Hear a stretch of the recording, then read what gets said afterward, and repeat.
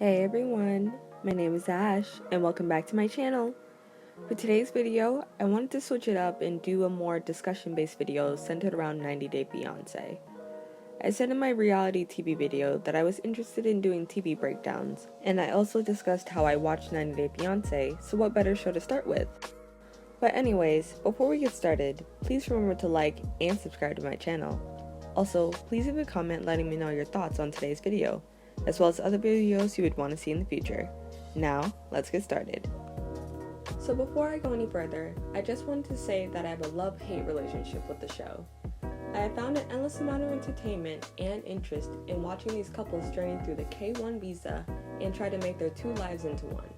However, I do have my criticism for the alleged exploitation of the people in the show, how the show views countries outside the US, and much more. So due to this, I'll be making a couple of different points, both for and against the show, both cast and crew.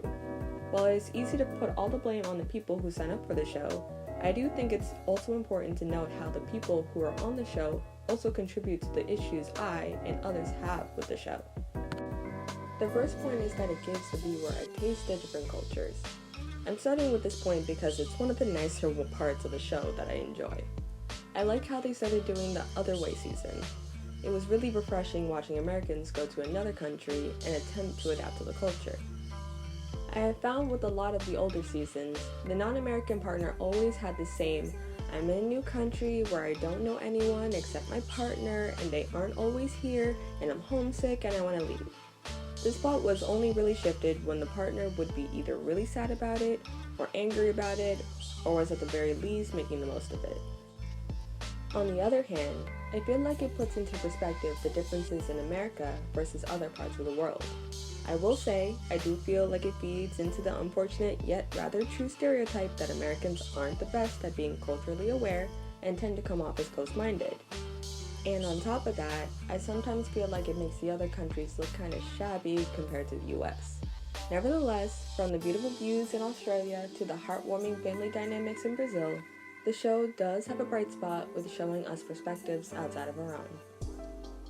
As I watched the show, I had always had mixed feelings about the couples, especially those where one or both of the people were kind of suspect. This is due to the fact that I would watch the show, but then I'd check out their social medias or the 90 Day Fiancé update accounts, and I'd see that they were still together. Like they'd spent the whole season genuinely being awful to one another. Even during the reunion, they'd still be at odds, but you'd check in with them months later, and they'd be buying a new house or starting a new business together. The couple I'm mostly referring to is Jay and Ashley from the regular 90 Day Fiancé series, but Andre and Libby are right in the mix. Speaking about Jay and Ashley, these two literally had a huge falling out by the end of the season, where the police were called on him and she was deciding basically possibly canceling his green card application since they were no longer together because he cheated on her.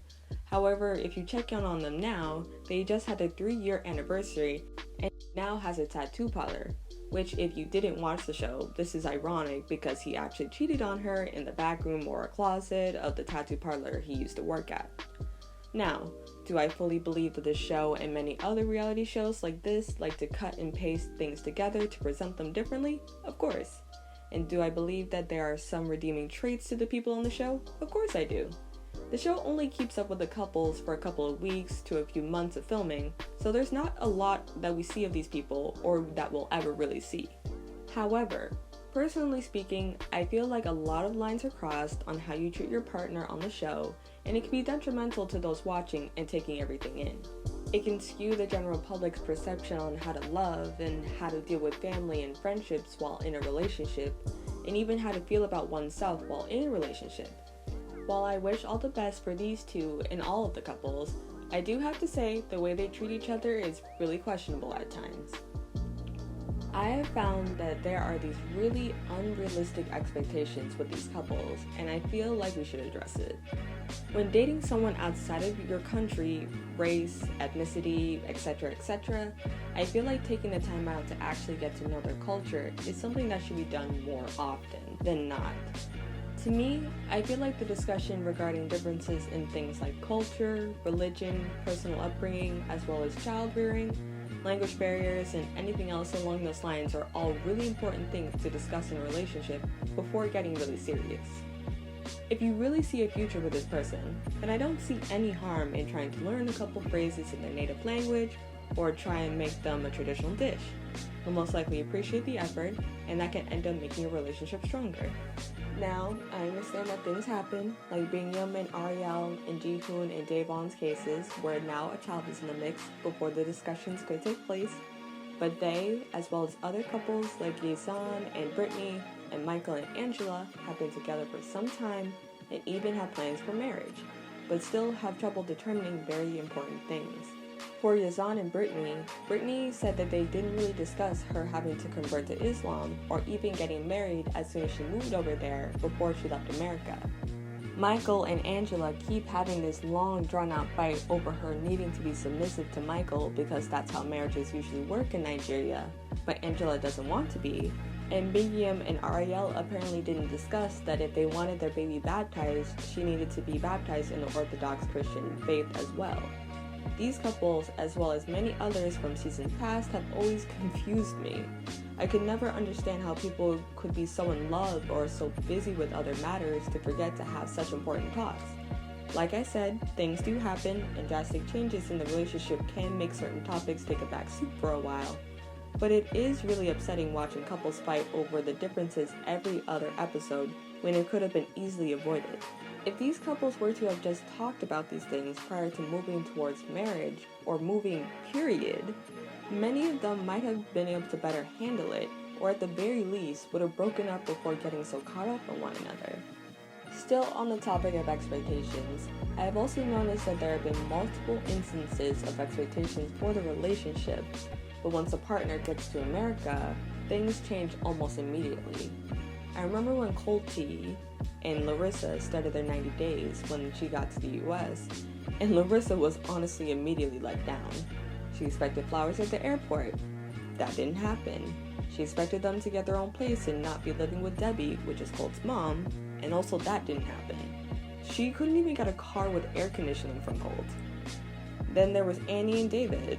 David had spent what was essentially all of his money and a good deal of his friends' money to pay the dowry to Annie's parents.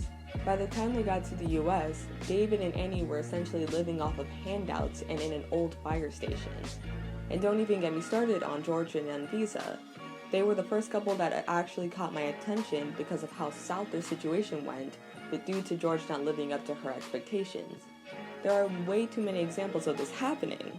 While I feel like, non-Americans sometimes have this misconstrued idea that America is a country where thriving financially is a given, and these women and many others honestly just had too high of expectations, I will admit that some of these partners did set them up to fail. Season to season, I have heard the same story where the partners said they were financially stable, or at least on their feet, because they wanted their partner to come. I mean, look at Ji-hoon from the most recent season of The Other Way. He barely has enough money from a part-time job and was basically in debt, but still surprisingly convinced Daewon to come to South Korea. She and many others keep falling for the facade, and it's really frustrating. But anyways, these were just a couple of things I think about when I watch 90 Day Fiancé. I can honestly make a part 2 of things to say because there's just a lot. Like always, I now turn the mic over to you. What are your thoughts on 90 Day Fiancé? Do you even watch the show, or were you just curious about what the show was about? Let me know your thoughts in the comments below. Look, I understand that everything I discussed is basically all the reasons why the show is the way that it is, and why they keep making it that way. All the fights, drama, and between-season shakeups are all what keeps us viewers coming back for more.